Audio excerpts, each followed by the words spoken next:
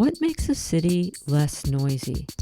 Every city has to deal with loud noise sometimes, but some cities are noisier than others. You have to design cities to make them less noisy. It doesn't just happen by accident. Let's take a look at Copenhagen. It's got a population of about 800,000 people, about the same as San Francisco. Copenhagen also has over 600,000 bicycles and 120,000 registered cars. Compare this to San Francisco, which has over 400,000 registered cars and trucks in the city alone. And that doesn't even include the number of Lyfts and Ubers and other cars that drive into the city every day from out of town. So, cars make a lot of noise.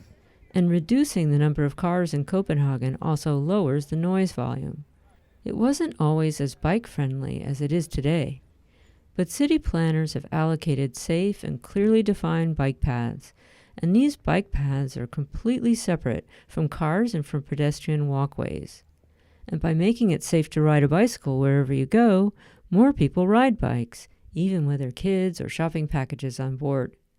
It helps that the culture abides by local laws, so you don't have cars parking in the bike paths or trying to drive on streets that are only for pedestrians. And so you have quiet streets. In fact, I think Copenhagen has even experimented with some asphalt rubber compounds to make the streets more absorbent of noise and rain. I don't know if they're still building new streets with this material.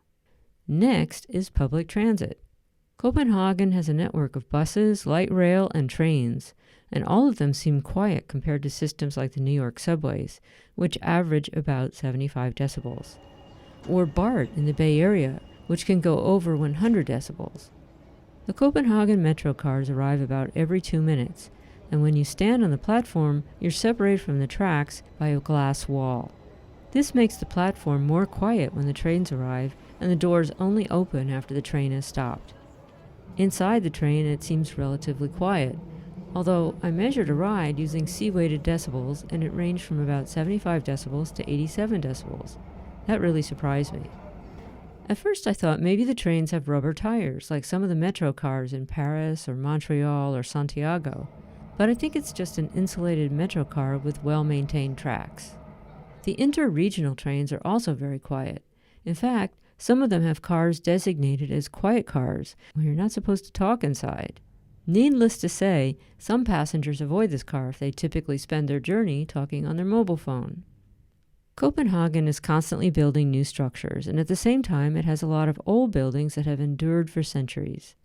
They're built to withstand hard weather conditions and population density, and yes, noise. Many countries in Europe use EU acoustical guidelines. However, they use different acoustical descriptors in different countries.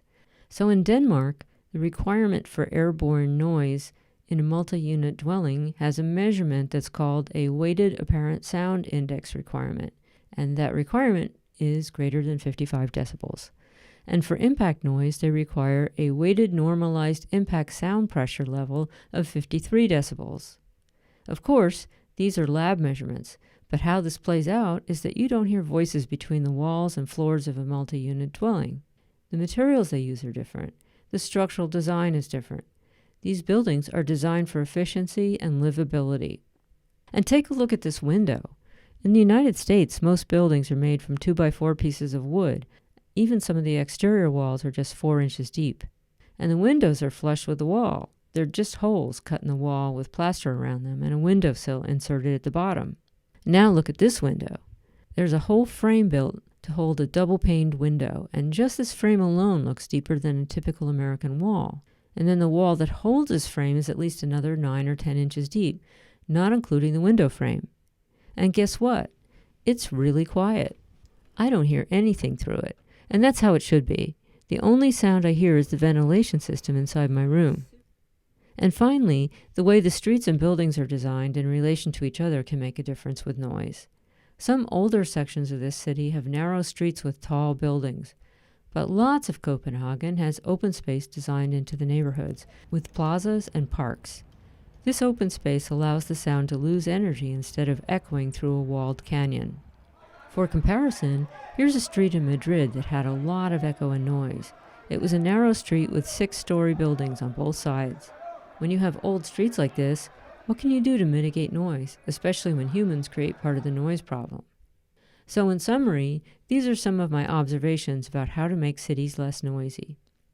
Increase public transit and designate safe bike and pedestrian zones to encourage bicycling and to reduce car usage. And enforce those zones. They're not for parking. Use materials that dampen noise in buildings and in streets and transit systems. Create open spaces where people can go to socialize and get fresh air. These open spaces can also reduce noise and echo. Foster an environment of mutual respect, and that includes noise awareness for neighbors and residents. Thanks for listening. To learn more about noise, acoustics, and soundproofing, visit soundproofist.com.